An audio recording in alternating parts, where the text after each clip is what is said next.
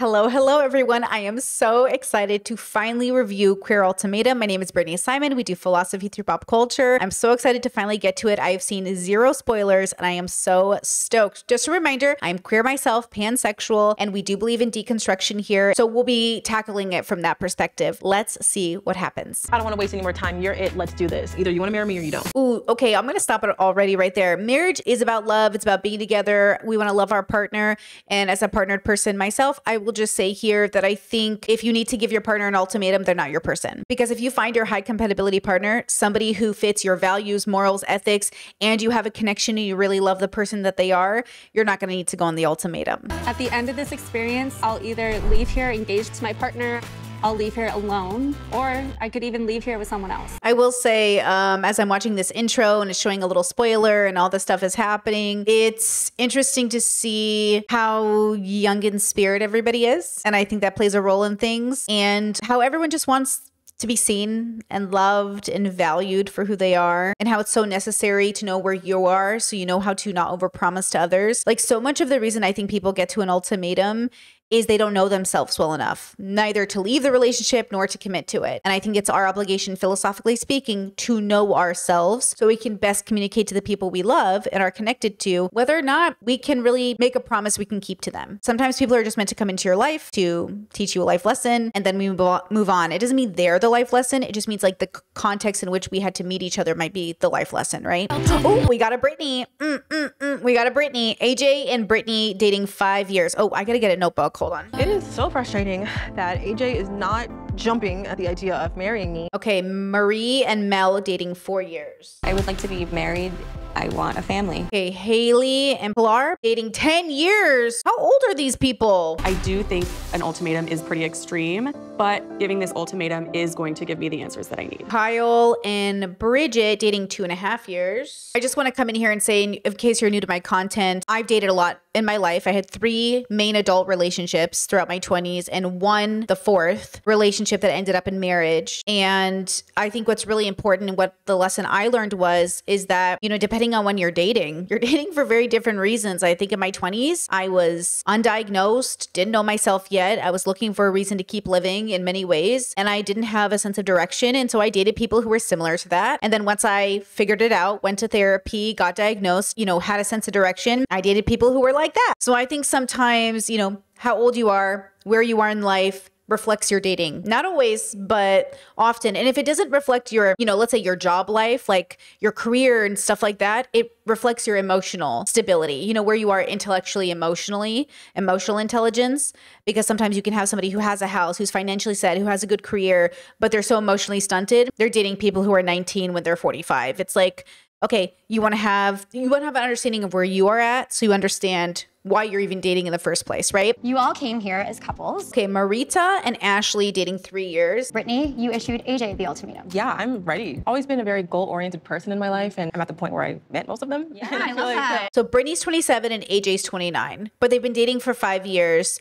So they've been together through their growing years, and now it's just a matter of like, are we gonna move into our 30s as a couple or broken up? Yeah, marriage is honestly I don't think marriage should ever be a goal. I don't think marriage should ever be a goal in the same way that I would say like a career is. Because a career doesn't require you to meet a singular person, unless you're poly, of course, a singular person, let's say in a monogamous situation, that's going to be like that high of a connection and compatibility with you, versus, you know, a job, you don't have to be, it doesn't work that way. So I don't like the idea of a marriage being a goal. I think marriage should be something that you consider if you meet the right person and if you guys connect and you consent to it. But I don't ever think it should be a part of your goals, including having kids.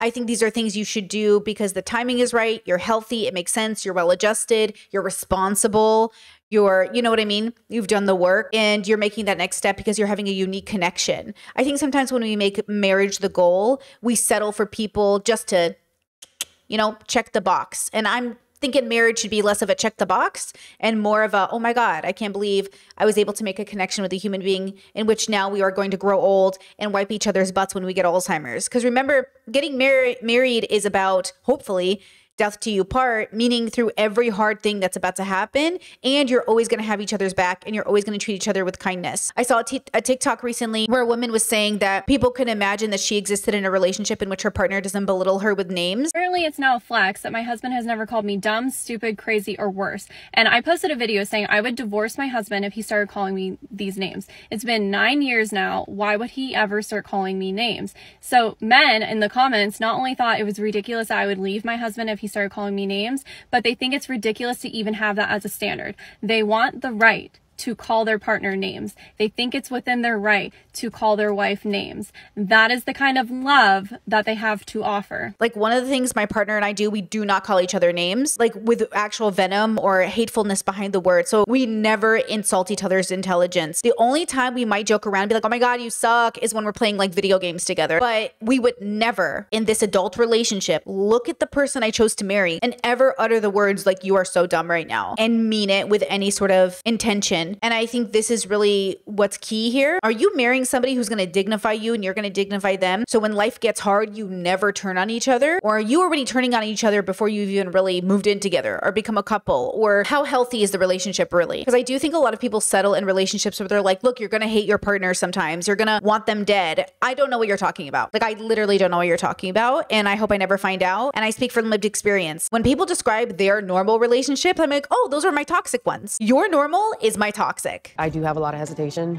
Brittany has done a lot in her life, putting herself through school, getting her degrees, house, car, pushing herself beyond bounds and limits that anybody has ever placed on her. So someone like this deserves everything.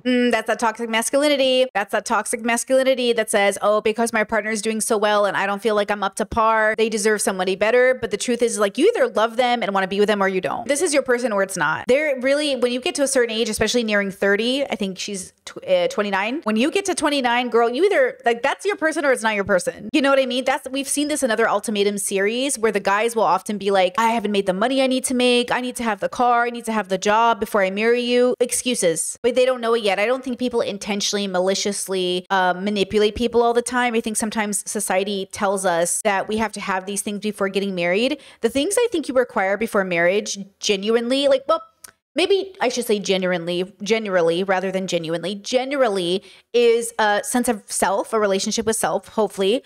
I can understand if you're young, this might be difficult, but I'm thinking as an older person who got married a little older, is knowing yourself, having an idea of what you like and who you are as a person, and then what your life might look like based off of that. Like, I can kind of predict generally what our future will look like based off who we are as people. Of course, you know, external factors might dictate otherwise, but generally there is an idea of what our life will look like. And so I do recommend for people to know themselves before getting married, and then everything else, like, just be responsible, be able to be reliable, have a career, have a job, have something you can contribute, because you got to work as a team. But you can also be married and learn yourself. You can also know enough about yourself to get married and still discover who you are. So, you know, you can be somebody who marries somebody and still doesn't know exactly what they want to do as a passion, but they're figuring it out. As long as you're doing the basics, you guys have time to figure out other things. And if you're afraid of growing apart, this growing apart only happens if you guys are not as high compatible, but also, like, if you want it to. Grow together. Be intentional. I just want to be in a position to give her that. I want to be in the position to give my partner everything. That's capitalism, that's toxic masculinity, that's all the things we're raised with as people. Is like, I'm not good enough unless I show up in this way. Like, girl, you don't need a Bugatti. You just need to really be this person's person. And that's the thing. Is love about the connection between two people, or is it about, like, what diamond rings you can buy me? Because I don't need any diamond rings.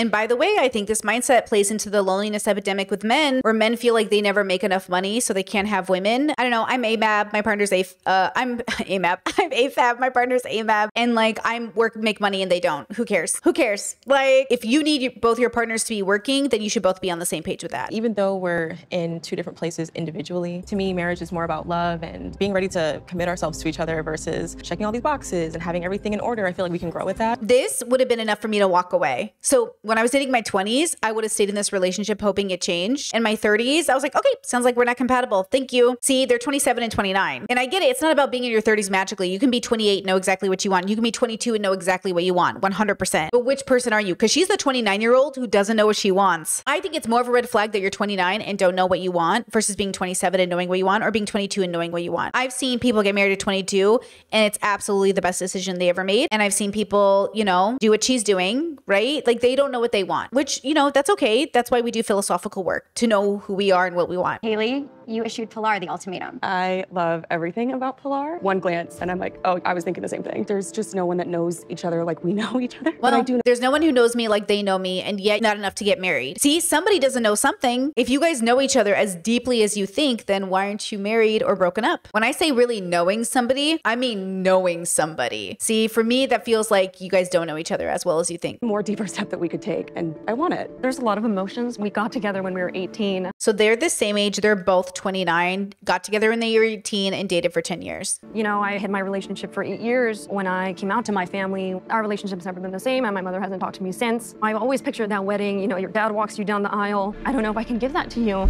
The trauma of it all. One of the things my partner and I did as a unit is we decided we would be together with each other, about each other. Meaning when we had our wedding, because I'm not religious and my family couldn't come to my wedding. Like I said, we look on the outside like a normal heterosexual couple, but it doesn't matter. My parents could not come to our wedding because we got married in a secular, like a courthouse in Croatia, right? So even though I married a man, right, they still wouldn't come because it wasn't a Catholic wedding. So for me, growing up as a queer kid and being so traumatized by this idea of not having a perfect ideal wedding, the irony is that as a pansexual person who ended up with an AMAB person, it didn't matter. My parents still didn't come to my wedding. So like this trauma that we end up having, like my therapist really helped me through it. Like she really helped me deconstruct my trauma around being gay and being queer and all these things. And, you know, I was able to contextualize that it was never about having a perfect wedding with my family. It was about having a perfect marriage with my partner. And that's what I care about. If you're not ready, I would be willing to walk away. First and foremost, especially if your parents are homophobic like mine and bigoted, at the end of the day, like I love them, but their bigotry is their business. It has nothing to do with my marriage or the way we conduct our marriage or exist in our life. But that's why we do open with boundaries, because ultimately we love our parents, but their bigotry will not keep us from our joy. You will accept the ultimatum. You will break up. Over the next week, you will date all of your new potential partners. Okay, just so in case this is your first time watching The Ultimatum, she just basically went over the rules. So basically, they'll either leave here together, single, or with somebody new, i.e. somebody else in this room. So what do you think? Do you think anyone is cute? Dana is 25. How are you gonna answer that? I can't ask you that? No, you can't. Megan is 27. Megan. Honestly, I don't think anyone's my type. I feel like I've been ready to marry you like 6 months after knowing you, honestly. I come from an Arab household. I'm Lebanese. My family doesn't want me to be with a woman. In the community, portraying yourself in a certain way is very important. I was gonna say she feels West Asian girl. She feels something.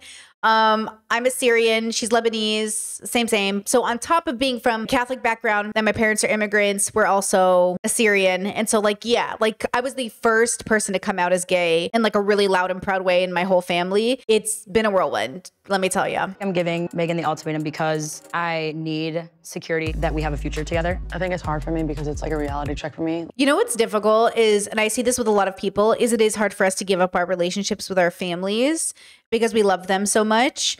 But my person, not just somebody I'm dating, not somebody I'm living with, not with somebody I think is my person, but for the person who is my person, like the person I'm going to do life with, the for real 100% Disney's up person. Yeah, I would let go of the whole world because ultimately it's the same thing I would do for myself. I would stop talking to my family if it came at the expense of my joy. And if my joy includes this person, then like, I'm not talking to you anymore. And that's how it works. It's like, I'm always available and open with boundaries, but like, you can't be a main player in my life if you're not going to respect my marriage or me. So even if I was single and my family was disrespectful to me in such a large way, like there would be open with boundaries. And I've always had that with my family. I love my family. I have a very close relationship with my family. I have 9 siblings, very close. For those who are new to my audience, we have a very open with boundaries relationship for this exact reason. Your bigotry will never come at the expense of my joy, even if we're blood. You know, do you want to like end this together? Like, do you feel like that's a point you can like, of course, reach? Of course. And P.S., being 25 is so difficult because I certainly was not ready to be married at 25 because I didn't know who I was. So I do want to say that I feel for these girls, like being 25 is not easy. And if you're not ready to get married, like it's not your person and that's okay. I'm gonna try my hardest because I do want to be with you.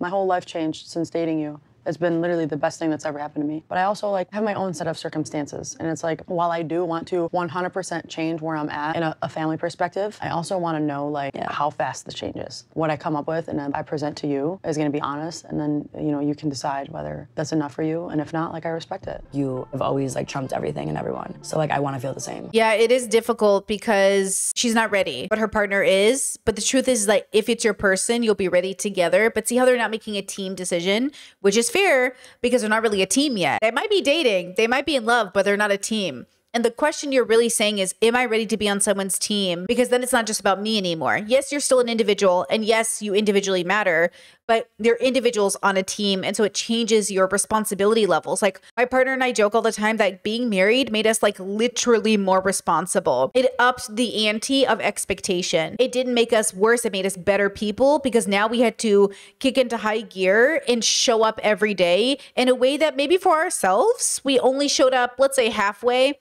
Or some days we were a little bit more procrastinating or neurodivergent-y. Now in this marriage, it's like we have to show up because it's not just about me anymore. It's kind of the same dream people have when you have kids, which is not true. Like, oh, when you have kids, you'll really, be mature. That's not true. Obviously, so many people have kids and you are so bad at being a parent. You're so not responsible.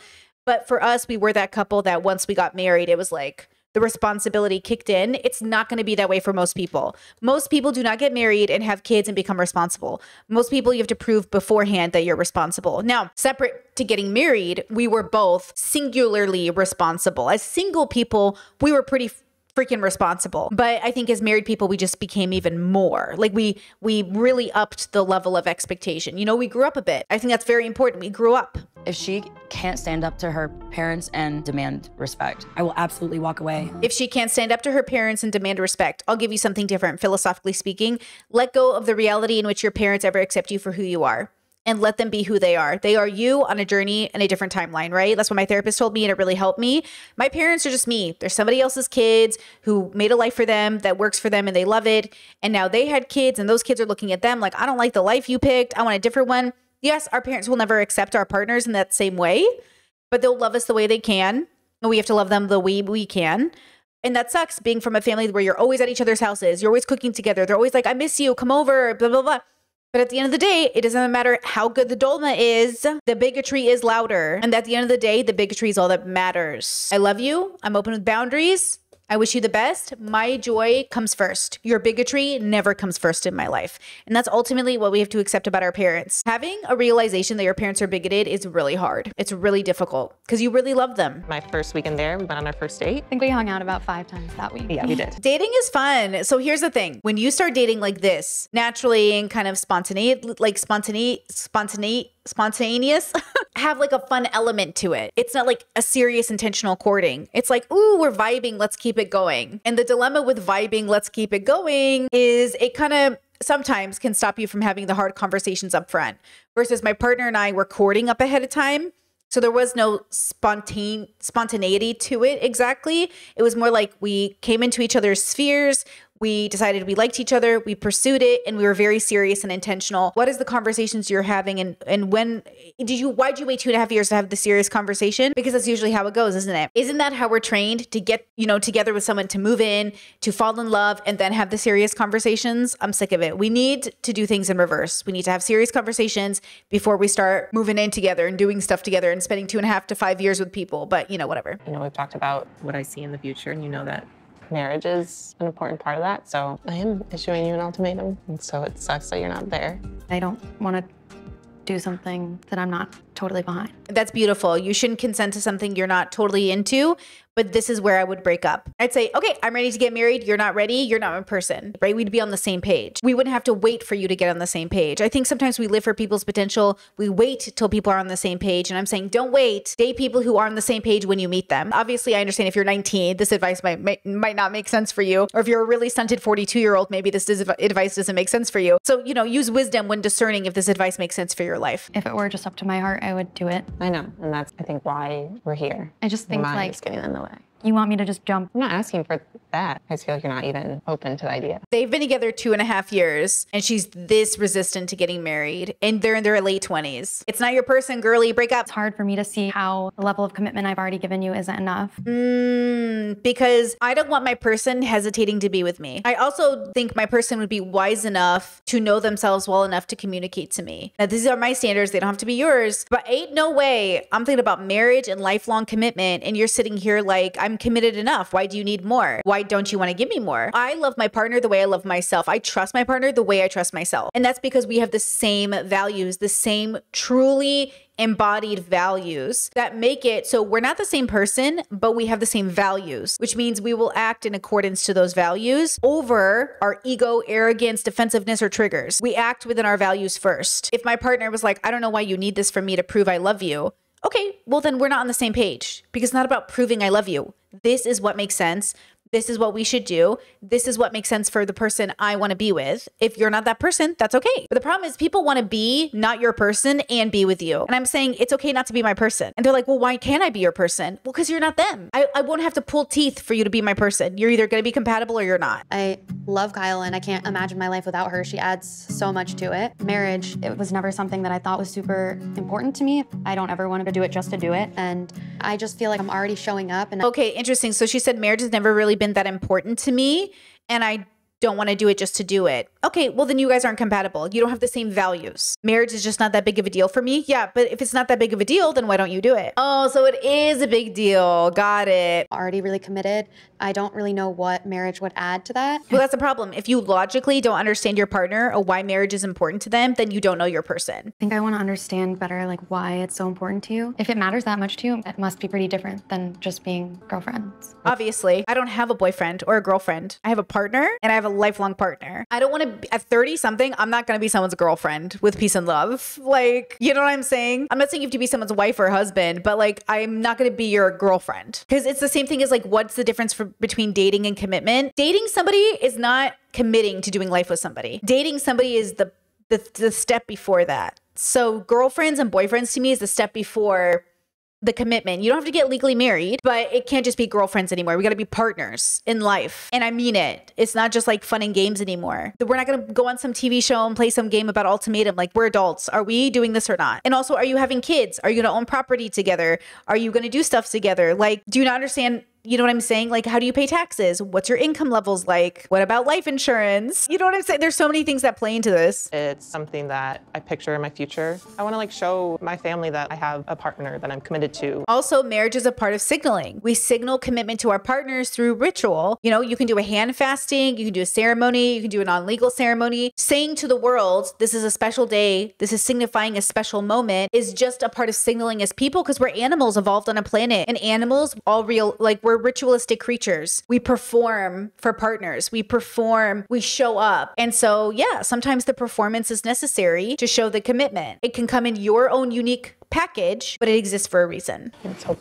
you realize how like important this is to me and how important you are to me. Kyle just said, I hope you realize how important this is to me and how important you are to me. And that's the thing. If it's important to my partner, I'm going to learn to understand it so I can show up for you. If it's this important to Kyle, then you should show up for Kyle. And that's the thing. Is like, if it's that important to my partner, then I'm definitely going to understand why. It feels interesting to be a partner who's resistant to your partner. And I understand sometimes conversations are hard. Sometimes it takes a long time to communicate past your differences. My partner and I have certainly had conversations where it's been difficult to explain why something is important, but that's why you need love and respect and dignity to get through those hard conversations so you can really try to understand the person in front of you, because that's a whole other person. This person is their own independent person.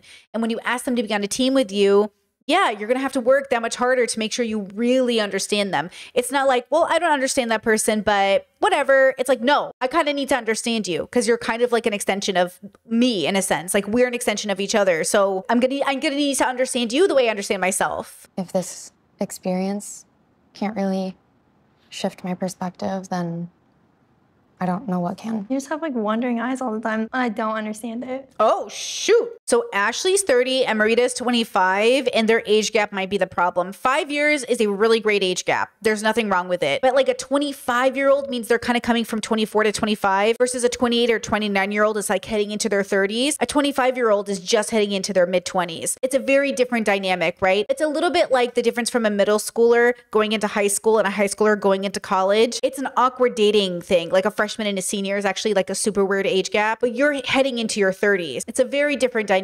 So maybe that's playing a role. My wandering eyes are only because like I'm trying to figure out what's best for me. And like if staying in this relationship means I feel empty, then I am curious. I mean, it's oh, girl, break up. She just said it. She feels empty. She doesn't feel fulfilled. Like break up. That's it. It's been good. We liked each other for when we did, but like break up. Also, I do think going on the ultimatum is a sign that you're not in your high compatibility relationship. normal to be curious about. Well, I know, but other relation. Like I mean, I'm yeah, not getting the love that I need. She said, I'm not getting the love that I need. Ooh. I feel like I've given my entire heart and soul to you, and for you to not really see that or feel it, honey, or I appreciate do. it, like I just. You know I love you. You know I know. You have a huge heart, and I do appreciate and love everything that you give me. I think that there's more that you could do. Uh-oh. Oh, no. This is Marita. She's 25. The other one is Ashley. She's 30. Yeah, dating 3 years? Nah. Ashley doesn't have the wisdom. So she's 30 and hasn't figured out that this is not what I'm willing to do. And Marita's 25 and she just wants to like, you know, go date other people, find other people. It's so interesting, huh? Like why are you even together? This would hurt my feelings if somebody talked to me this way in a sense. But I guess like we've all been there in our relationships where like we live for people's potential and we just hope one day they'll change their mind to be the person we've waited for. But if they're not that person today, then they're not that person. You know, I reach for the stars and like, you know me, I overdo everything. I know, that's what I like, want from you before we get married. Hard sometimes. Like I feel like I'm doing enough. I feel like you can't marry me. I am ready to just walk away from this. What is up with this girl? I don't know if it's the edit or whatever, but she seems like deeply not invested, not really looking at her partner, like uncaring, very unfazed. I'm confused. Can you believe yesterday was our 4 years? No shit. 4 years. Whoa, awkward. So yesterday was their 4 years after dating. So they dated for 4 years. They're 27, both of them. And now they're on an ultimatum show. I never see myself with anybody for 4 years. The past few years being that our food truck shares our anniversary. Yeah. Oh my God, how cute. I love a food truck. It overshadows. It absolutely does. Like, and maybe that's like a big part of why I feel so put to the side. For sure. I want to start a family and... Why do you have babies in 2025, girl? The world is ending. Focus. Lock in, kids. The world is literally ending. Why are we having kids? Just kidding. You can have kids if you want to have kids. The world's going to end whether you have them or not. I just think it's interesting to have babies in 2025 in this very anti-gay administration time, but you do you. I don't want marriage and I don't want kids, mostly because I have a really big fear of just fucking it all up. I didn't really see around me like a successful, happy marriage. I had 4 different women in my life that I called mom. Damn. Okay, so we got Mel, who has got a big traumatic past, fair, and she's never seen a healthy marriage, and she doesn't really want a family or marriage or kids. So Marie, she does want kids and marriage. Huge incompatibility there. See how I say values are not the same? They might like each other, but they don't have the shared values. So you got to have both. You can either like each other, but not have shared values, incompatible. Or you can have the same values and like each other, compatible. And then it's a matter of you actually picking each other after you figuring out you're compatible. So you got to have both to even consider saying yes to a lifelong commitment. Will I be able to work with you at the food truck anymore? Everything will change. Will I have to get a different job? So many relationships stay settled and with each other because the finances, independence, their job, their work. And since they work together, they're asking themselves, how's that playing a role in this? And that's why I say I'm so independent that even if I left with $0, I'm leaving. Nothing will make me stay, especially not fear. Philosophically speaking, I never do. I try not to do anything out of fear because fear is an attachment that keeps you frozen in place. And I do my best to deconstruct my fear. If I feel afraid about something, I ask myself why. I'm not saying I'm not allowed to be afraid. I ask myself, why am I afraid? How can I have a healthier relationship with my fear so it doesn't keep me frozen in place? Nothing ever good comes from being frozen in place. I don't have fear. I feel like I can just marry you tomorrow and I'd be completely okay with that. Maybe that's the problem though. Brittany's 27 and AJ's 29. So AJ's the one hesitating and Brittany's the one who gave the ultimatum. Correct. I'm looking at my notes. Brittany shouldn't marry AJ tomorrow. Brittany should be concerned. That's the problem. AJ is the one putting the relationship on hold, but Brittany should have been like, I'm leaving. I'm looking for somebody who's ready to get married and wants to marry me and we're on the same page. And the fact that you're not on the same page, to be fair, they did date 5 years, so they've also been with each other through all of the young 20s and growing towards the future. But like I said, it's not always about age. It just sometimes is about age. I think the reason most people who are young and get married regret it is because they don't know themselves young. But that's the point. You're not young anymore. You're 29, AJ. That's not young anymore. You know what I mean? Like, you're not young anymore. You're 29. You're not even 25 young. 25, I would have said you're still young. But you're 29. You're not young anymore. Let's go, girl. Do we know what we want or not? And the fact that Brittany is willing to say, well, I'm willing to marry you. Why would you be willing to wait for somebody who after 5 years and is 29 years old still doesn't know if they want to be with you? And that's because we grow attached to the possibility, the potential. I'm afraid to not be your knight in shining armor. I'm afraid of not being your knight in shining armor. Girl, nobody has to fight with swords anymore. You don't have to be. We don't have to be our partner's knights in shining armor. That's bullshit. That's binary patriarchal bullshit. We do not need to save our partners. We need to be good, loving partners. We are not our partner's heroes. We are our partner's partners. This construct that we need as a woman, myself, who's very independent, had to deconstruct her own internalized misogyny. Yeah, I'm not here to save you. I'm not here to rescue you. I'm not here to be your white knight. I'm not here to provide for you. I'm here to do life with you as equals. Lesbian relationships especially suffer from so much toxic masculinity. There's a reason why in our communities and lesbian communities specifically out of the queer communities, like lesbians who have not deconstructed and are not philosophically queer run into the idea of wanting to be, quote, better men than the men. And that's the problem with all of our communities is we're raised under patriarchy. We need to deconstruct it from our queer relationships. We need to say your rules don't apply to us. Your binary rules don't apply to us. One day you'll wake up and not see me as the person that you love anymore. And if AJ is having this much fear around, I'm afraid you're going to wake up and not see me as the person you love anymore, this is where therapy comes in. Because why are you having this fear when Brittany is literally saying, I'll marry you right now? Brittany is literally saying, I will marry you right now. And AJ's like, I can't. What if you don't love me one day? And it's like, yes, that's a possibility, but this needs to be figured out in therapy. And then after therapy, we can decide if we're really still compatible. I think that's one of the things that make my partner and I super compatible is we did a lot of work all alone before we met each other. So by the time we met each other, we were able to actually know what was up versus these girls have been dating since they were 22 and 20, I can't do the math, 24. So they have grown together and maybe they haven't gotten therapy. Maybe they haven't done the work. Maybe they haven't really thought about it or maybe they have. But something's missing, obviously. There's some philosophical work that's probably missing as well. As you know, my parents have been married for 30 plus years. Watching their love grow and just all like the love that they show, it's always everything that I've always wanted in a partner. Whoever I marry, it has to be the right one. Okay, so AJ says that she grew up with a family, with parents who've been together a long time, and that's what she wants as well, which is a good example to use. Saying my parents have been together a really long time. It's easy for me to see what parts of their marriage I appreciate, which parts I want to recreate, which parts I don't. Truly, the only parts of my parents' relationship I don't want to recreate is the religious parts of it. But mostly they're best friends. They hang out together. They're independent, but they get along. They want to spend all their time together, but also have friend groups. They're like really, I think, balanced. And I think that's what I've always wanted in my partnerships is like somebody who was my best friend, but somebody who knew I also had friends, somebody that had their own hobbies and interests, but also we loved being together all the time, you know, something like that, a balance. I think AJ probably doesn't know how to tell Brittany she doesn't want to do life with her. That's hard because you probably really like her. You guys probably really love each other.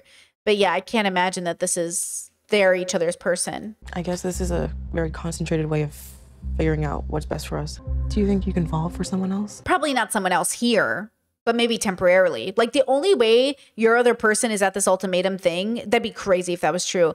But like, it's probably just lust that will happen much more than compatibility. There is a chance that you or I could fall in love with someone else. See, that's crazy to me.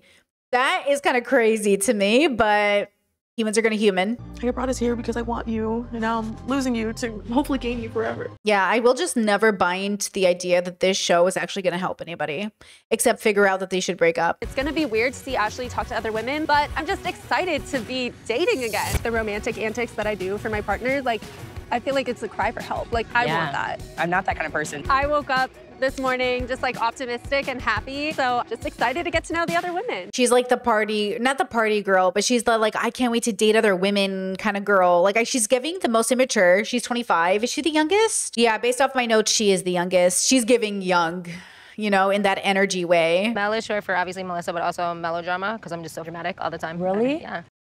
Is this flirting? What are we doing here, girls? Because this is flirting with red flags. What's happening? Like sensitive dramatic, or are you like sassy dramatic? No, I'm like if you stand me like in the sun for 10 minutes, I'll be like, I'm gonna die here. It's so hot. Or crybaby. Like, okay, so like, okay, maybe what a drag kind of, okay. I need the security that like you are like 100% like ready to go all the way. Okay. She comes from a family that being who she is, being gay, being out, being proud is just not okay. And I don't know that she's ever gonna get the ability to truly commit to this life without sacrificing her family. Which is a big deal. I think that's so important to talk about. Like, can she ever get to this point without sacrificing her family? That's something you have to go through. I actually think this is a big issue I had at one point in my life where I was like, I feel so bad dating somebody who I couldn't give them like a family, or dating somebody who I couldn't give them that dream, until I realized like, oh, being with your high compatibility partner means that they won't care. Because at the end of the day, like, all of those people are not going to do your life with you, technically. They're not going to pay your bills or live a life with you or be there through Alzheimer's in that traditional way. Maybe some of them, maybe individually, but you're like bigoted parents who aren't going to show up to your weddings because it, quote, is against their culture or religion. At the end of the day, like, they are already putting a limitation on how they can show up for you. So it is what it is. Like, you can love them from a distance. You can love your family from a distance. I'm not close to my family at all. I have my chosen family who I am very close with. And you're okay with that? Yeah, I lived on my own since I'm 16. So. Wow. Okay, so this is Mel, and she's been on her own since she was 16, doesn't have a close relationship with her family. This is Dana, and she's talking about basically how Megan's family's Lebanese and they haven't accepted her for being gay, and she basically has to choose, but she doesn't want her to choose me or your family. She wants her to choose herself over her family's bigotry, which I think is very important. It's very important that you do not choose your partner over your family. I always tell my partner, don't ever ask me to choose between you and my family. And I always tell my family, don't ask me to choose, because I will choose neither of you. Don't put me in a situation where I'm not choosing my values. It's my values over my family, my values over my partner, my values, me, my idea of right and wrong, because ultimately, like, that's all we have, the subjective experience for a limited time, and then we die. Because look, even if Megan puts down her foot with her family and says, I love women, I'm gonna marry a woman, you can be with me or not, it doesn't mean she has to choose Dana to be that woman. I'm scared of that. What are you scared of? Everything that you say when you get married, in sickness and health, for rich or for poor, like, that's all the shit that scares me. But I definitely bring security. I'm a realist. Like, I'll be like, you know, I'm so like real about everything. I feel like you remind me of myself. Mel has a lot of the qualities I desire. She gives me the like confident, real person that like I kind of feel like I would go for. So one last thought on that dynamic is Dana said she feels like Meg just cares so much what people think about her. And that, yeah, talk about growing up in like an Arab household or growing up in a West Asian household. Yeah, because the community's talking about you. Everybody's talking about you. When I came out for the first time as a YouTuber, like on YouTube, and I came out, like relatives I hadn't even talked to in my life had gotten word. And it was like people were calling my parents. And it was like, your daughter made a video. It's on the internet. My parents were like, why is that video on the internet? It was like, you don't have your own business. Like, everybody's in your business. And actually, I just covered this over on my podcast channel in relation to the T app, where Arab girls in Michigan were basically saying like, this amount of attention boys are getting for their business is the amount of attention girls have gotten since they were kids in these communities, which is like everything you do is under scrutiny. Everything you do is judged, and it's not good either way. But that's the problem. We grow up in toxic communities. Instead of breaking those cycles, we pick those toxic communities because we love the people in them. And I'm just saying, like, I'm done picking toxic communities. And I said I want to pick healthier ones. And if my family only wants to exist in a toxic dynamic, then it is what it is. Doesn't mean I have to be there. And I just want to say that Megan is 27, so I want to give her time to figure this out, but a good therapist might help with this, but it's a big change. It's a big deal. 27 is still pretty young. Maybe she'll figure out in the next year or two, but it's still a big deal, you know, to come to that realization that you can pick yourself and your values and still love your family. I mean, I feel like I do have a little bit of jealousy with Dana dating other people. Jealousy is fine. It's a normal human emotion. It's just important that you deconstruct it and look at it and, you know, realize what it is. Jealousy is like a fear of losing something you have, right? Versus envy is wanting something other people have. So she is quite literally jealous. She's afraid she's going to lose the relationship she has with Dana, and yet she can't commit to her because of her issues with her family. I'm half Nicaraguan, half Filipino, very conservative, very Catholic. Yeah, and no one's gay. Oh, yeah, I know how it is. It's hard. Going here and, you know, being issued the ultimatum, like I feel like it's a double whammy. Yeah, exactly. It's like you're trying to and that's the thing. It's like sometimes I feel like Dana is pressuring me to make a decision. 100%. Like I just feel like I'm constantly trying to please everyone. I'm trying to please my partner, trying to please my family. No, yeah, it's like what do you do? This is such a big deal. This is such an important conversation. I'm so glad they're having it together because, like, growing up a religious gay, like, this is so relatable to me. I was sure my parents wouldn't talk to their 3 gay kids, 10 kids, 3 of them gay, but they didn't. They actually do talk to their gay kids. But every year that goes by, all of us get less and less interested in being very close to everybody because it feels like we can't.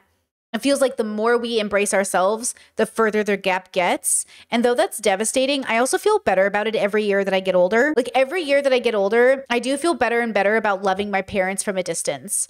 You know, and I'm 36 now, so I'm much older than the girls. You know, at this point, I'm 10 years. I'm 9 years older than Megan. Yeah, you get to this point where you really learn to deeply love people from a distance. Because ultimately, if like their bigotry is more important than their relationship with their kid, like that, they're allowed to make that decision. I feel like I'm very committed. We have a dog, you know, we've lived together. Damn, that's crazy. Getting an animal with somebody you're not committed to is crazy. All the years I've had partners, you know, guys know I have Indiana Jones, my cat. Indiana's always been my cat. She's been with me through 3 relationships now. But until this marriage, I never felt anybody loved her the way I love her.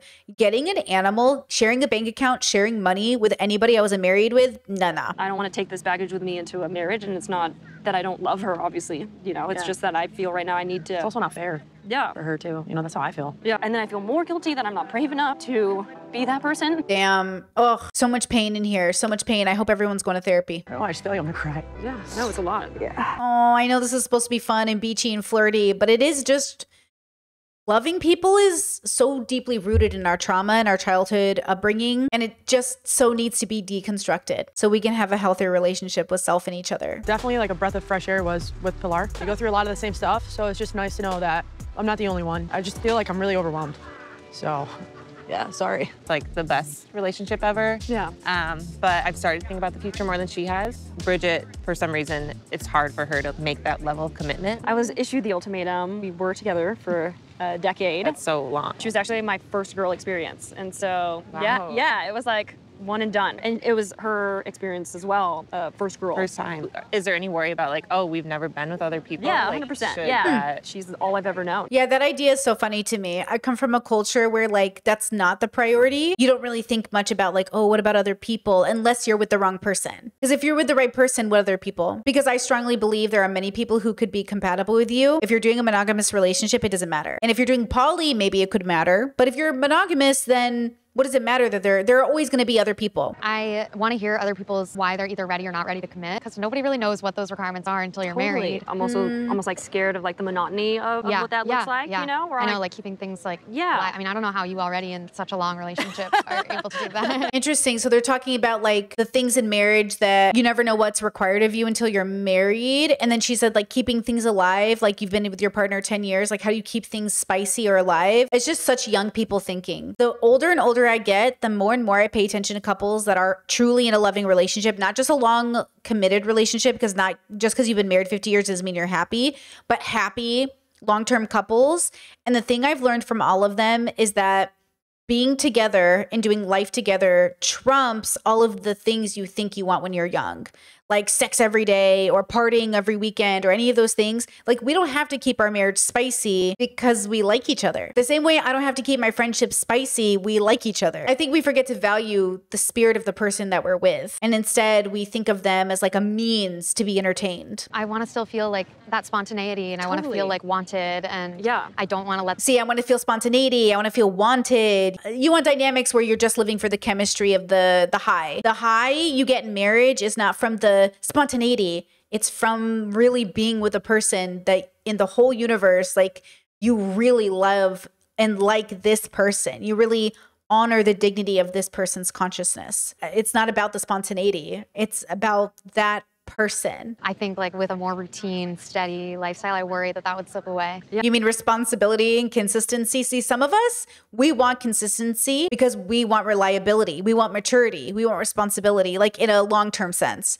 And then I think there's short-term responsibility, right? I think you can have responsibility in both, but I think the long-term game is different than the short-term game, and you gotta know which one you are in for. Some people just want short-term relationships forever. Fine. That's okay, as long as you're consensual and everybody's on the same page. But for those of us who want long-term commitment, we want the consistency of the stability because that's what we find most joyful. So I think that's what confuses people, is I think sometimes that's why relationships are so ill-matched, is you have like those two different people trying to be together. I think you kind of have to both be similar, either two spontaneous people or two stable people. And then on a rare occasion, you can have a mixture of both maybe. I am like a creative, so I do freelance writing. I am an artist and I work at a bar. So it's like I'm cobbling everything together. So who's paying the bills? Because like as a creative myself who pays the bills, it's a very serious job. I show up every day, 10 hours a day. It's very serious. And I put a lot of work into the longevity of this for retirement. Who's paying the bills? Is it her? And are these 3 jobs doing it? Or does she want to live a young person's life? See, we go back to like, do you want to grow up or do you want to stay young? Because I want to be a creative who grows up. A creative who doesn't grow up, not for me. The instability is just not, the immaturity is there. I want to be a creative who grows up. That's the difference. It's not like I have like a secure, you know, sometimes I'm rich, sometimes I'm poor. It's like I'm not. Okay. She said, I'm not good at saving. Yeah, Kyle should break up. Good at saving. Yeah, no, that's part of the issue. That was funny when I was speaking to your ex too. She was like, see, finances matter. Finances matter. Are you on the same page? Are you both responsible? Do you agree on what finances will look like? This is what I mean when I say our us together makes each other better. We together, this is the first person I've combined money with, goals with. We do not spend money without telling each other because we're on the same page. You know, it helps that we're very communicative. We do open communication, like everything's on the table. But this is, again, just in the same way I'm honest with myself, I'm honest with my partner. And it's really been the smoothest, greatest relationship I've ever had. But this is what I'm saying. One partner wants to move on and one person wants to be like young and spontaneous. And that's cute, but like, you know what I mean? You remind me a lot of Bridget. You guys have the same energy. I was like, I'm also like, I produce music. Really? Okay. You know, my side hobby. I was like, I'm like, there's so much world to live out there, so many things to do. Also, how many of these people got ADHD? Because I will tell you this, as a person who's neurodivergent, I want to start new hobbies every day, but hobbies cost money, so they're further privileged. And 2, you know, assuming they're expensive hobbies. And 2, I can't do all the hobbies in the world I want to do and have a career. So I've chosen to have a career by turning one of my hobbies, my main hobby, into a job. And that's been the greatest thing I ever did. But yeah, there are days when I wish I could start 10 new hobbies, but I can't because it's not responsible. It's not fiscally responsible. It's not emotionally responsible. It just doesn't make sense, right? You know, I want to blow glass. I want, you know, oh my God, I want to do that too. And look, in the future, if I want to take up a new hobby, I will create a life in which I will have time to do that hobby. But right now, the only way for me to pick up a new hobby is for it to come at the expense of something else. And right now, life is too good to ruin what I have for a hobby that only sounds good in my head. But God knows I will drop after 3 months of investing $2,000 in. You know what I'm saying? A little bit about me. I'm a military brat. I've literally been to like 22 different public schools. Oh, so AJ grew up with 2 stable parents who've been together for 30 years, but AJ's life hasn't been stable. That's interesting. It definitely taught me how to be like a chameleon, like how to be adaptable to certain situations. Pull single AJ out the closet, dust her off a little bit. You look great. Thank you, so do you. Thank you. Now I'm ready to rock. Single as fuck right now. Gosh, you're gorgeous. Yeah, I couldn't imagine being in love with the person who is my person and being like, I'm single as fuck right now. And I get it because that's not her person.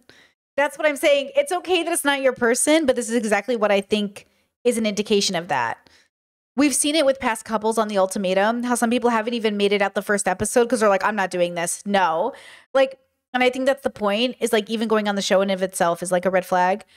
But yeah, when you like really love the person, and again, maybe I'm just a romantic, but I'm also a realist. You know what I'm saying? Like just because I'm in love with you doesn't mean I'm going to choose you. But if our values are good and we like each other as people, we're incompatible, and the va-va-voom is good and everyone's on the same page, then it's like, why are we doing this thing called love? Like, why aren't we doing it? Like, what's stopping us? And usually it's because we know this is not the person I want to grow old with, see through cancer. If women get sick in a relationship, men often leave. And you have to think about those things. And not to say the man you marry will do that. But if you're going to marry anybody, regardless of gender, and we should really say regardless of gender here, because we're deconstructing, then that person should understand what they're committing to, which is a lifelong journey of chronic health issues, financial struggles, World War III, whatever else.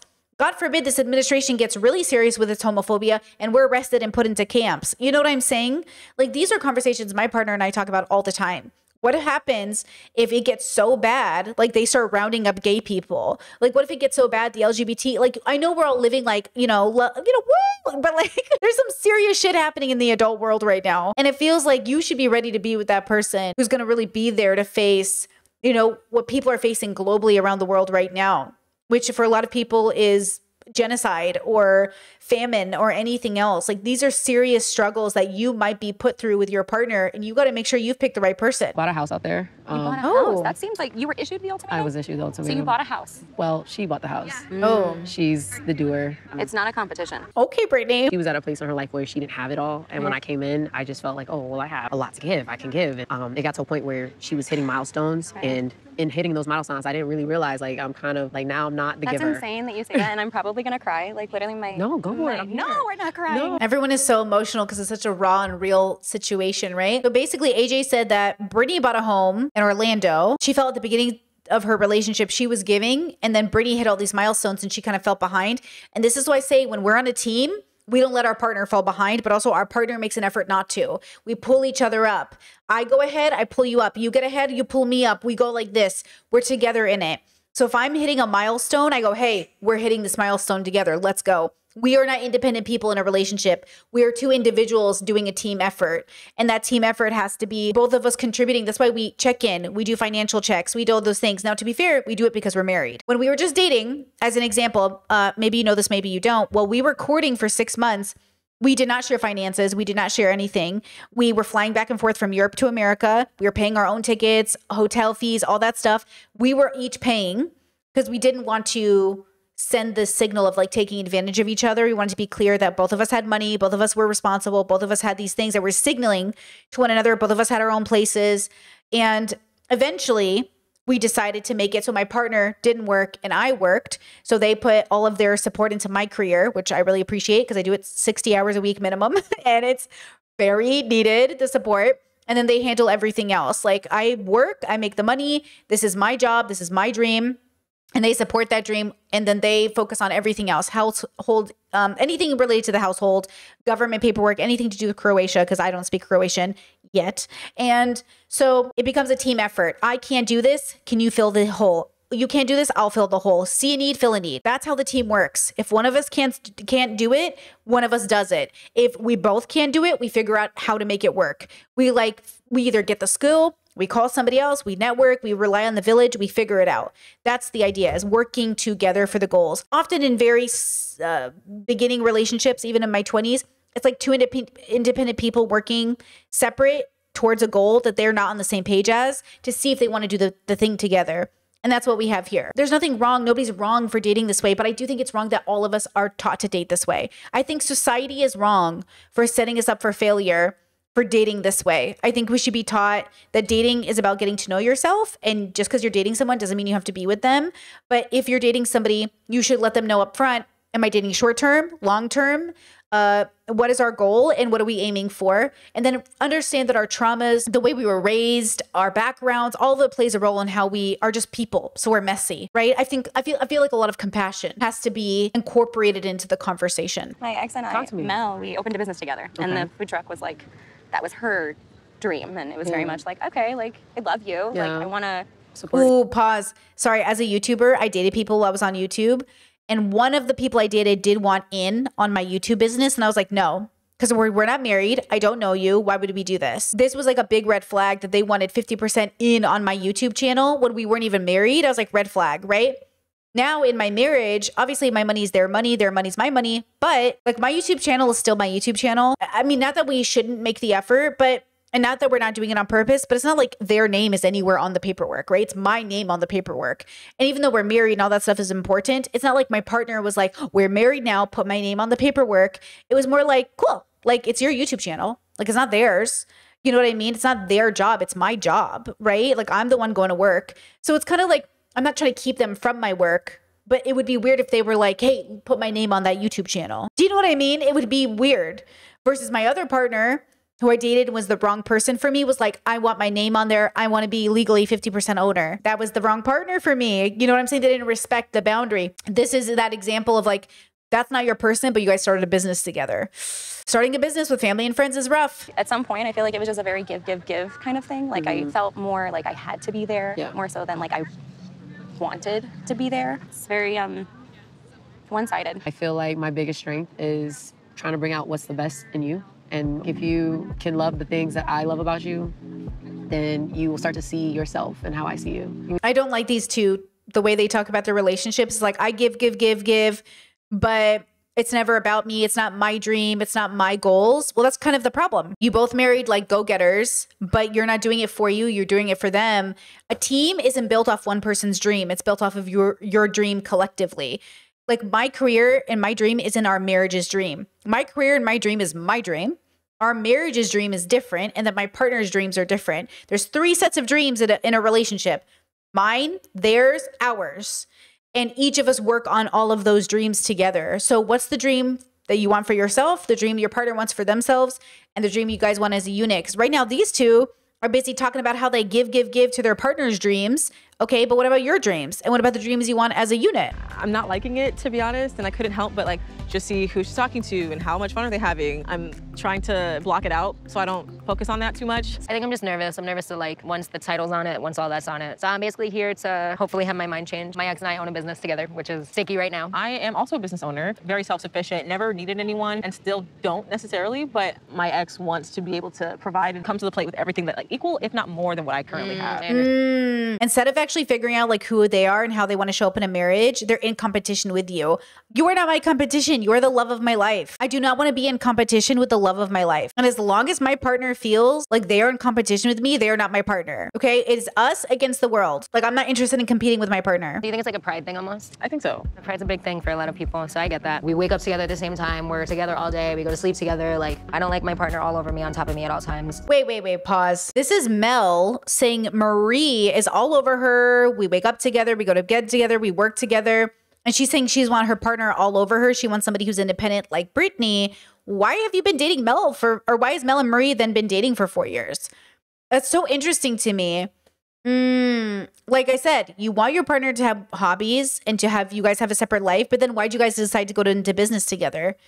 It feels like they didn't know each other well enough, probably because they were young, to make a good decision. And now it's like they're already here. But it's okay. That's what a life lesson is, right? I think I deserve more. She keeps saying that. Marita in every date keeps saying, I think I deserve more. Yeah, I don't know if it's about deserving more. I don't know. That language is so entitlement to me that I'm sick of people saying it. Like, what do you mean when you say deserve more? I don't think I deserve more. I think I want to treat people with kindness and compassion. And I want somebody who's similar.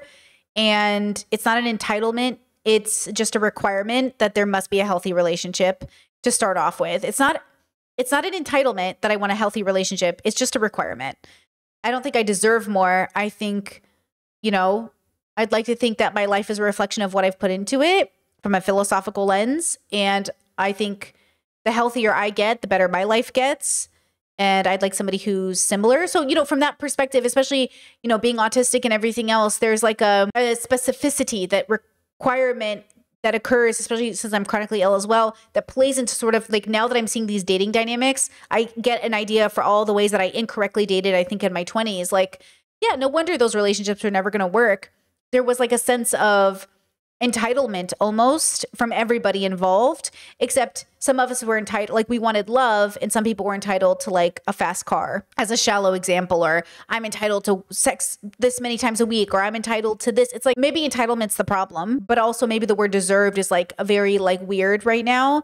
I don't know, you know, everyone deserves love, but like, what does that even mean? What does she mean when she says, I deserve more? More than what? You're the one who's been given the ultimatum. What aren't you getting out of your relationship now that you feel like you deserve? Okay, like what? What do you bring to the table? Because you're talking to a hopeless romantic right now. I wrote a 98-page story of me and Ashley's relationship, handwritten with 98 pages? I had it redone, like a rendition, through Orlando R&B artist. After dinner, I took her to a spot downtown Orlando, and he sang it to her. Wine, champagne, all that. Okay, this isn't my bubble. No judgment. I'm not a romantic like this. My romance is different. When they said like, oh, I'm a hopeless romantic, I did this great big romantic gesture. Like my big romantic gestures are quality time. Turning everything off and just being focused on each other, being with each other, doing life together, eating together. It's not like the big vacations or the big jewelry. This is fine, but like it's not for me. It just feels so performative. It does. It feels fake. It feels shallow. I know they feel like it's deeply romantic, but it feels like the guy standing outside your window with a boombox. It's like, yeah, I don't know. I'm not into it. But I mean, you do you, I guess. But then also, isn't it kind of a sign that they also might be shallow because they're both being given the ultimatum and they both can't commit to marriage, but then they think they're big romantics? Make it make sense. How y'all big romantics, but you won't get married? See, for me, romance is like lifelong commitment. Romance to me is Disney's The Movie Up. That's romance, baby. This is not romance. This is capitalism. This is some weird patriarchal, capitalistic, spend money to prove love something. I don't know. Marita's killing it in her brown dress. She's white chocolate. She's giving chocolate vibes. Pilar looks like the golden ticket you just found off the chocolate bar. And yeah, I'm a hoochie daddy without the shorts. You know what I'm saying? Like, this isn't about love. This is about getting laid. This isn't about love. Nothing here is love. Drinking and partying together. This isn't about love, girls. Let's be so for real. The fact that we're all doing this, like we're all so brave, like it shows that we really are mature enough to like want clarity and want answers. Wait, Brittany just said, I think this shows that we're so mature because we want clarity and we're here. But like the immaturity to me is the fact that they're here on the show. But okay. And by the way, I just want to say again, like Brittany's 27 as an example. I was a mess at 27. A mess. Brittany is so far ahead of me in so many ways at 27. Until I hit 30, I really didn't get myself together. So Brittany's ahead light years where I was at 27. I just want to make that clear. But I will say that she is reminding me a little bit of like they all are of 27-year-old Brittany in a sense, me, Brittany, because like we just didn't know who we were enough to actually not do this. How are you feeling about us? I don't know, you make me giddy. I'm excited. Giddy? Yeah. That's great. You kind of do. I get excited about us. I get really excited. Like I think that we have a lot to offer each other. I feel like they might be toxic friends together. Like they might toxically feed into this idea that we're romantics, but both of us won't commit to our partner, which is it's so interesting how similar they are in that sense. That they have the audacity to think of themselves as romantics. Dangerous to play with some type of fire like this. See, why do I feel like some of the most toxic people I know identify as romantics? Like, what's romantic about this? I don't ever want to come out of something with regret. If somebody can show me an ounce of romance, and I've been asking for that for 3 years, and that speaks volumes to me. Okay, you know how love languages are a construct, right? They were created by a man to like control his wife. Fun fact. Okay, but still, I think we all end up in categories of types of ways we seek affection. I'm a physical touch, quality time kind of girly. Okay. I want to know what her partner, hold on, Ashley. Okay. I wonder what her partner, Ashley, isn't giving her romantically that she feels a need to not say yes, maybe, but also what is actually giving her, Marita, that she's not processing as romance. I'm super attracted to you, so yeah. I think at the end of the day, it's really what you want to do and how you want to pursue that, so. Seeing Marita make connections, it's just like kind of tough. The insecurities are coming in. I don't think I'm fully mentally here. You just have to be patient with yourself. You're just overthinking it. I know it's not fun. It's not fun for me either. I hope you know that. I'm like not. See, but I don't know. Sometimes I feel like I don't know. You think that I'm enjoying seeing you date other people? It's not that. It's like, I don't know. Sometimes I just like worry about like us. But you should be worried, girl. You're on a show called The Ultimatum. See, we need couples therapy. We need intervention. How about you talk about, I'm worried about us. You're on a show called Ultimatum instead of in front of a therapist's office. You know that joke? Men will do anything but go to therapy. You will do anything but go to therapy.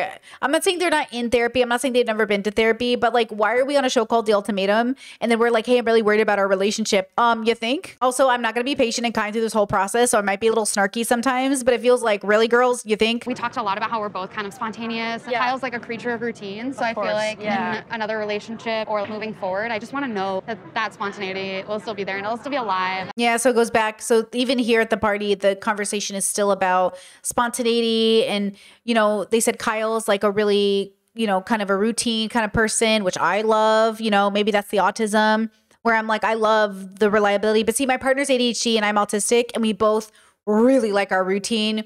We like we're homebodies.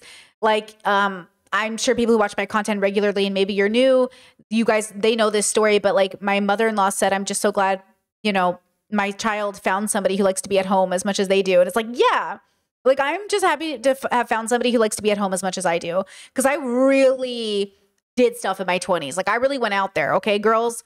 And I realized it wasn't for me.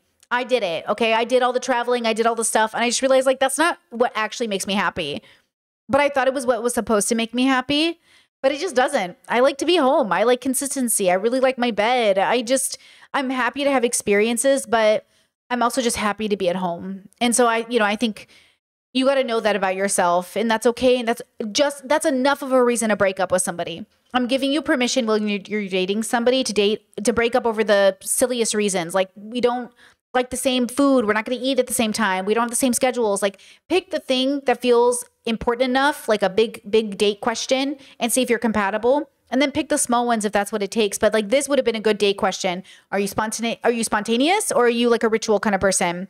Do you like your routines, or can we do something new every day? This is a good question. Do you plan to be home on the weekends, or do you want to go out on the weekends? Do you want to travel twice a year or stay home? I never expected to be in a little love triangle between Kyle and Bridget. You'd see a trial marriage with either of them. Oh, AJ has game. Like she's definitely a flirt. There's something about you that caters to a piece of me that I really enjoy. Yeah, AJ, I'm going to say this in the nicest way possible. AJ is like being kind of toppy, being kind of flirty, being kind of like the man, you know, and like going through and kind of like wooing the ladies. And like, I don't blame her. She's very attractive. I love her fashion. I love her aesthetic. I love everything about it. But also that toxic, like I'm romantic, let me do big gesture energy, like AJ's single again. It's just very like, we got to deconstruct our toxic masculinity, because like we all have it. It's not, you know, something you can escape from. We all have relationships with if we fall into this category, being raised under patriarchy problems, right? I don't think she has malicious intent. I think she just is trying to like put herself in the experiment. But of course, you know, she's definitely flirting with everybody. Like I think she might even be flirting so good that she's convincing people she's into them when she's not. Hi, Trouble. How are you? How's your night? Good, how's your night? It's going. Calling someone Trouble is so not attractive to me, to be like, hey Trouble, how you doing tonight? Yeah, I don't think that's cute. I'm too old, guys. I'm too old, and I'm too, you know what I'm saying? Like, I'm having conversations with people I didn't think I would, so. P.S. I should pause and just say I love the representation. It's really nice to see everyone's dynamics. And at the end of the day, I love that I'm reviewing the show like I would review any other show. And it just feels so normal and natural. And, you know, I just cannot wait for this reign of this administration to end so we can continue forward in the world, because we are in the bad times right now.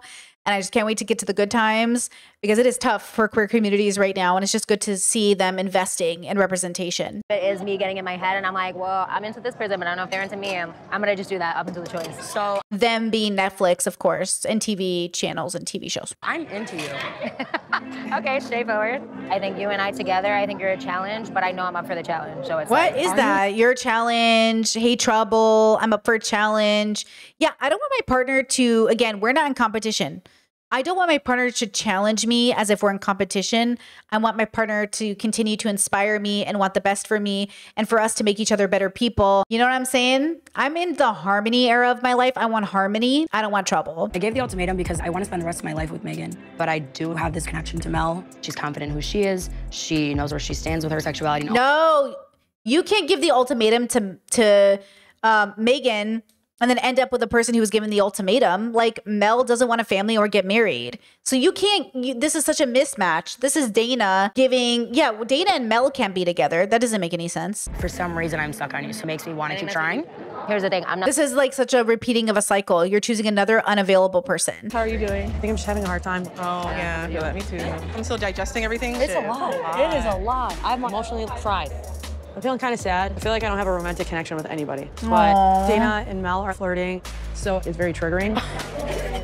I feel bad. I feel bad for Megan. I feel bad for everybody in a sense. Brittany and Megan seem to be having a hard time. Even though Brittany gave the ultimatum and Megan got the ultimatum. It's just hard to see your partner with somebody else. Even though you're my ex, I still miss you. Why don't you make it known? Oh, damn. She said, even though you're my ex, I still miss you. And she said, why don't you make it known? This is so hard. What a difficult position to put somebody you love in. But the irony is like they're both putting each other in this situation because they both won't break up. I could never look at somebody and say, you are the love of my life. Let me put you through this very difficult, unnecessary situation. Look at me. I know you're my ex. I know this is tough. I don't know where this is gonna lead me, and I'm trying to figure out like what it is that I need. Because if I cater to Brittany, I might as well just accept the ultimatum and marry her. Okay, so basically they had a conversation. It was difficult. Brittany cried. AJ said, let's take it one day at a time. And basically AJ doesn't want to be pushed into a corner. She doesn't want to have to say yes to Brittany, and she doesn't want to have to be pushed sort of like to be made uncomfortable in the experiment because like they did choose to be here. So, you know, it's about balancing it out, but man, the tears are real and I think that's valid. You're scaring me. What's going on? I'm having a hard time letting you go and saying that I'm single. Why are we going through this like trial marriage? Like, why are we going through this dating period? Like, I just don't know if it's something that I can handle or I want to go through. Why are you so willing to back out when it's like hard? You want to go through 3 weeks with somebody? They are your trial partner, marriage. So you're gonna be doing marriage things with them. Okay. The editing is spliced up. So I don't really know what the conversation was truly, but the way the conversation went is that basically Megan came in and said, this might be too much for me. If certain things happen during your trial marriage, it might be too much for me. I'm assuming they mean intimacy. But also Megan felt like she wasn't connecting with anybody and that was really hard. And it was like, I don't want to do this. Like I'm not connecting with anybody. But more than that, it's just so difficult because it's obviously like Megan wants to be with Dana, but obviously she can't yet disconnect how to love her parents from a distance, open with boundaries, right? But I feel for her. I think she's genuinely in love with Dana. I think she's just really struggling with the family dynamics, which is really, really hard. But I do think that this show gives couples an opportunity to also leave so they don't have to stay. And I think that would speak volumes if they left together, but we'll see if they do that because who knows? Good introduction to the girls, their dynamics, and I'm excited to see where it goes. I know you guys told me this season's kind of spicy and dramatic. I think anyone who goes on a reality TV show always runs the risk of being sort of like entertainment. You know, as a YouTuber myself, like I purposely do not show my partner. I do not share things about my partner. I'm very private about who my partner is because as a couple, we made the decision not to make our relationship the content. And we did that on purpose because in the past, I had partners on the internet. I had been very much more open and transparent. And it did not work for me as a content creator. It's difficult when you get on Netflix to make your relationship the entertainment and the show. So I just want to remind everybody watching, like these are real people with real feelings. So if you have anything spicy to say, keep it over here in the comment sections. Don't go bother them. Don't harass them. Don't talk to them. Leave them alone because ultimately like they are real people putting themselves out there. And we're so lucky we get to learn from their stories in order to improve ours. So I hope this episode maybe cleared something up for you, maybe inspired something, you know, in your own life to change or maybe to be grateful about the position you're in. Because I'll tell you, I am just so grateful every day that I found a person that I feel so in love with and I'm so compatible with. But had I not found them, I at least can tell myself, and I know this to be true, that for 3 years prior to finding them, I was single and very happy.